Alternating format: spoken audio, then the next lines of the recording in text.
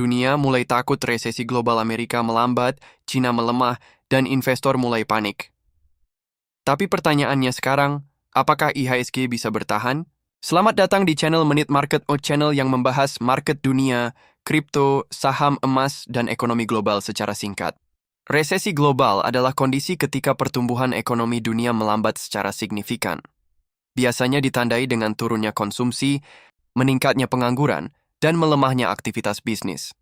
Penyebabnya bisa bermacam-macam, mulai dari inflasi tinggi, perang geopolitik, krisis energi, sampai kebijakan suku bunga agresif dari bank sentral seperti The Fed.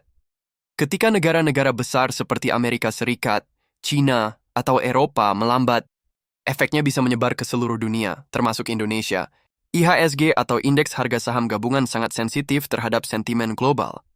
Ketika investor takut terjadi resesi, mereka cenderung menarik dana dari aset berisiko, termasuk saham di negara berkembang. Akibatnya, foreign outflow meningkat, nilai tukar rupiah tertekan, IHSG bisa mengalami koreksi tajam.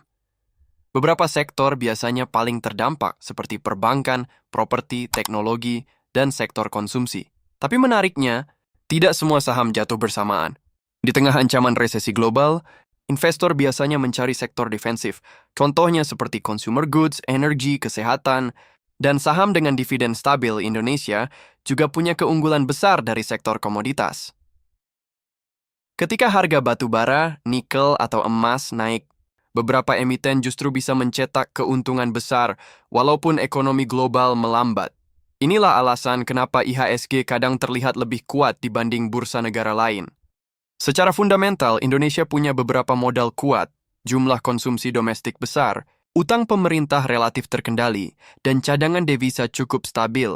Namun bukan berarti tanpa risiko. Kalau permintaan ekspor turun drastis, atau rupiah melemah terlalu dalam, tekanan terhadap IHSG tetap bisa besar.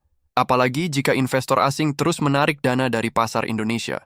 Dalam situasi seperti ini, investor biasanya fokus pada 3 hal. Pertama, menjaga cash flow dan manajemen risiko. Kedua, memilih saham dengan fundamental kuat. Dan ketiga, tidak panik terhadap volatilitas jangka pendek. Karena sejarah menunjukkan pasar saham selalu bergerak dalam siklus.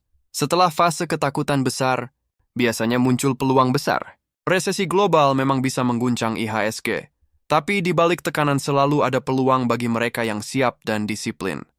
Pertanyaannya bukan lagi apakah pasar akan turun, melainkan apakah kamu siap menghadapi siklus berikutnya. Kalau kamu suka konten ekonomi, saham, dan analisis pasar global, jangan lupa like dan subscribe channel Menit Market dan aktifkan notifikasinya. Sampai jumpa di video berikutnya.